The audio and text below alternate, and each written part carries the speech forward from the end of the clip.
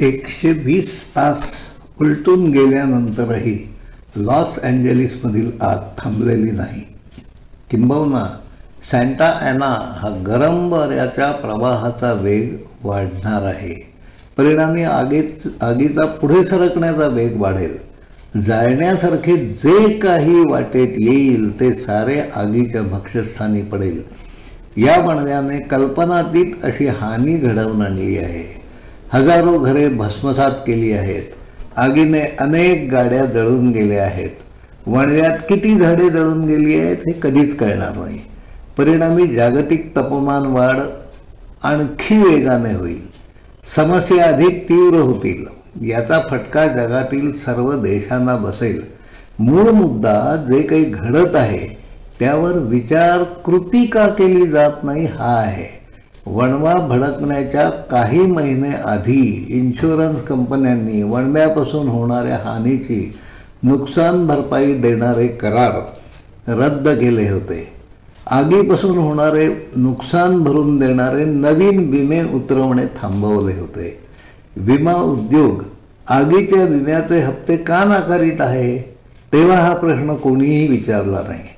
Santa Anna या गरम वाऱ्याच्या प्रवाहामुळे वणव्यांचा धोका वाढणार आहे. तसे घडले तर नुकसान भरपाई देणे अशक्य होईल याचे भान विमा उद्योग चालविणाऱ्या संचालकांना होते. पण समाजातील अन्य कोणालाच त्याचे आकलन का होऊ शकले नाही? आगीपासून होणाऱ्या नुकसानीला विम्याचे कवच नाकारण्यात आले ती खरी म्हणजे धोक्याची पूर्वसूचना होती.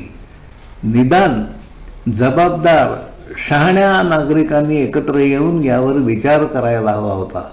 पण नजीकच्या भविष्यात काय घडेल ते घडू नये व त्याचा फटका बसू नये म्हणून काय करायला हवे यावर मंथन करण्यासाठी, उपाय शोधण्यासाठी माणसे एकत्र येतात का? दुर्दैवाने याचे उत्तर नकारार्थी आहे. लॉस एंजेलिसमध्ये जे काही चालू आहे त्याचे आपल्यावर काय परिणाम होतील असा प्रश्न किती टक्के मराठी माणसे विचारतात?